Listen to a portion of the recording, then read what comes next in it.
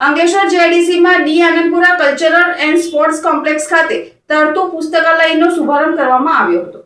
Ramakrishna Vivekananda charitable trust દ્વારા વિદ્યાર્થીઓ તેમજ યુવાનોમાં વાંચન શોખને વિકસાવવા તથા વયસ્ક નાગરિકોના જ્ઞાનના ઉપાર્જન અર્થે ડીએ આનંદપુરા સ્પોર્ટ્સ કોમ્પ્લેક્સ ખાતે તરતું પુસ્તકાલયનું લોકાર્પણ સમારોહનું આયોજન કરાયું હતું।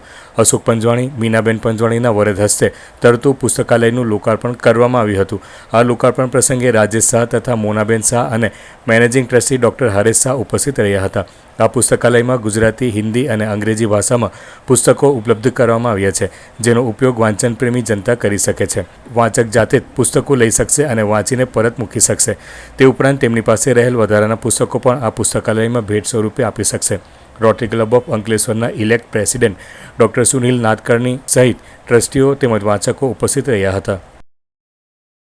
આજે અહીંયા અંકલેશ્વર ઇન્ડસ્ટ્રીયલ ડેવલપમેન્ટ સોસાયટીના દ્વારા અહીંયા સ્પોર્ટ્સ કોમ્પ્લેક્સમાં તરતું લાઇબ્રેરી, જેનું નામ જ તરતું લાઇબ્રેરી સાંભળીને આપણને એમ લાગે કે શું હશે, એ જે લાઇબ્રેરી અહીંયા આગળ એનું જે ઉદ્ઘાટન કરવા માર્યું છે તેના બદલ હું ખૂબ જેમને આ વિચાર આવ્યો એમનો હું ખૂબ આભાર માનું છું।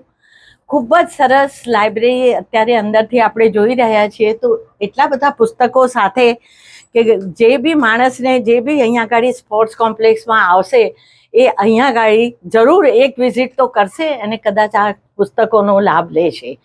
આપણો અભિગમ એમ છે કે આજકાલ લોકો વધારેમાં વધારે પુસ્તકો વાંચે અને એનો પ્રચાર કરે, અને આ જે વિચાર આવ્યો અને અમારા રોટેરિયન રાજેશભાઈ શાહ અને મોના શાહના અભિગમને આજે અહીંયા આગળ એની આપણે અહીંયા પ્રસ્થાપ કરી છે, એના બદલ હું એમને ખૂબ અભિનંદન આપું છું।